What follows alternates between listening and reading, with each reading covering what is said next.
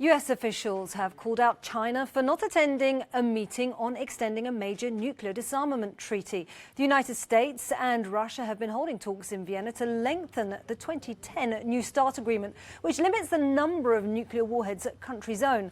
Well, Moscow says it's ready to extend, but Washington wants China to be part of the deal. It says otherwise Beijing has a free pass to develop its nuclear arsenal. Well, the current deal is due to run out in February. Well, let's speak to Beatrice Fihn, the Executive Director of the International Campaign to Abolish Nuclear Weapons, or ICAN for short. Hello, and many thanks for joining us on Euronews tonight. Now, given the tone of these meetings and how they've begun, it seems to quite a rocky start. What do you expect to come out of them? Well, this is not a meeting that we are extremely hopeful about, to be honest. The setup of this has basically been to use China as a distraction, using China to kind of hide the fact that these two countries, the United States and Russia, are failing to implement their commitments under the NPT, for example, the Nuclear Non-Proliferation Treaty, where they have committed to nuclear disarmament and the achievement of a world without nuclear weapons. Now, these countries are instead going in the wrong direction. Spurring on a new nuclear arms race, investing huge amount of money into new nuclear weapons, and are threatening to use nuclear weapons in some cases. So basically, it's a bit of a distraction. It's hard to take this really seriously, given the track record of these two countries and treaties lately.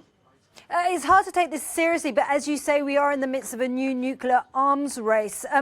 How at threat is the world right now of some sort of nuclear exchange, a nuclear war even? Well, scientists, the Secretary General of the United Nations, international organizations like the Red Cross, all agree the risk of nuclear use is as high as it's ever been in the world.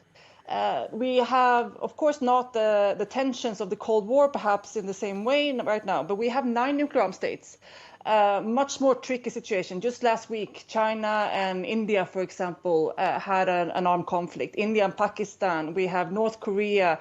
We have the United States and China in a new sort of heated kind of debate. We have NATO and Russia.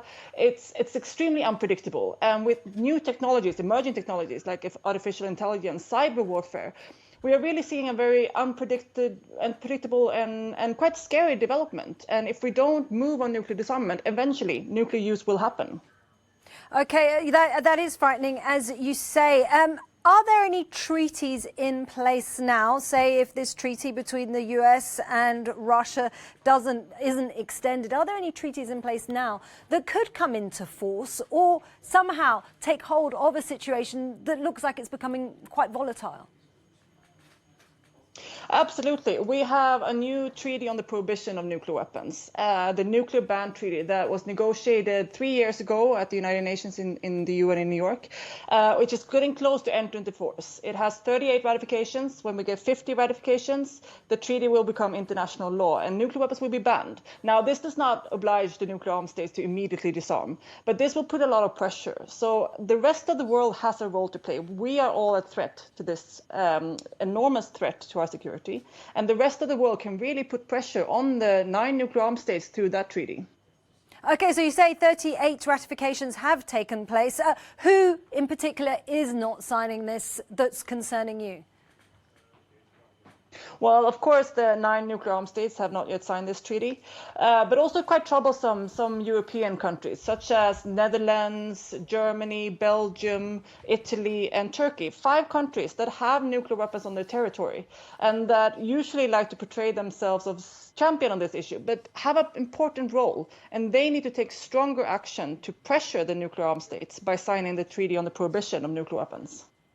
OK, well, many thanks for joining us and bringing us your insight. Beatrice Fihn from ICAN.